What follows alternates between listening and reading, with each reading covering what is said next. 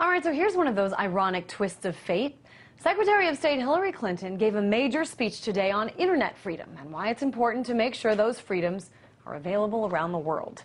Meanwhile, just across the river, the U.S. government asked a federal judge to require Twitter to turn over confidential information about the use of its services by 3 people associated with WikiLeaks.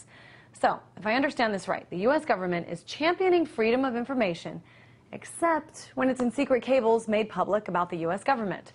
For more now, I'm joined by investigative journalist Webster Tarpley. And Webster, let me just lay out a couple different contrasts here. The U.S. government wants to train human rights workers to be able to take information off their phone if they're detained by police.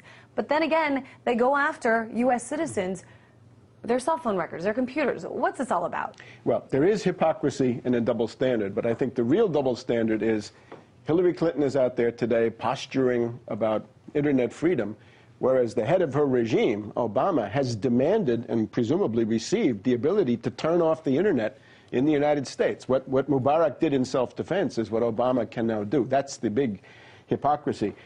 Hillary gives these speeches about once a year now, right? So she's out there announcing that the U.S. government is interfering in internal affairs of countries. So far, they're tweeting, State Department guys are tweeting in English, French, and Spanish.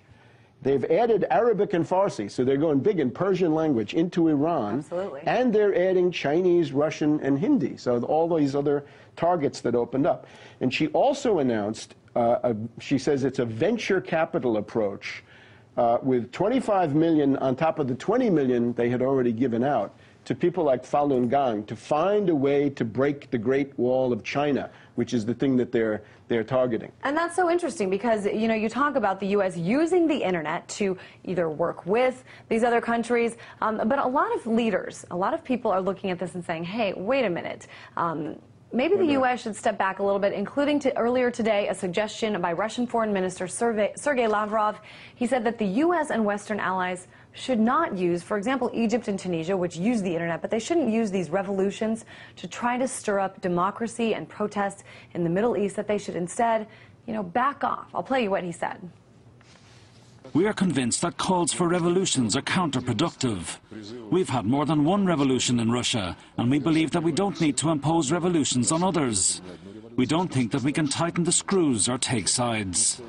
So clearly the U.S. has not gotten this message. You were just talking about this. No. They just launched this new website, or they just launched a new Twitter website in Farsi. I want to show you real quick a couple of tweets that they showed. They said, you know, tweet, we want to join in your conversations. They said, U.S. calls on Iran to allow people to enjoy same universal rights to peacefully assemble to demonstrate, just like in Cairo. Talk about this. They support all revolutions but the one here. The thing that Hillary Clinton talked about is digital activists. In other words, there's a youth bulge around the world. They want to mobilize these people. I think what she's got in mind is a secret army of hackers and indeed trolls that will be the shock and awe of the new decade. And this is what they were able to deploy in Egypt. It's simple. You get the rich kids using Facebook and Twitter. You get the rich kids into the square. You put that on television, you convince the rest of the society that the government is deeply unpopular, and the revolution takes off. It's a way to con, manipulate, and dupe an entire society. And this is what a color revolution or CIA people power coup or postmodern coup actually is. Let's switch gears now and go to across the river to federal court. U.S. prosecutors today asked a federal judge for Twitter records associated with WikiLeaks, associated with, you know, Julian Assange, Bradley Manning, you know, and another supporter. Do you think Americans care about this hypocrisy going on here? Well, look, I would say, first of all, I condemn the Department of Justice for harassing these people and trying to chill free speech. But on the other side, we're dealing here with a CIA limited hangout, a self-exposure operation in the form of WikiLeaks. This is Assange is now the Justin Bieber for a whole generation of nihilists around the world that are the shock troops in this U.S.-steered attack on the nation state in favor of the empire across the world.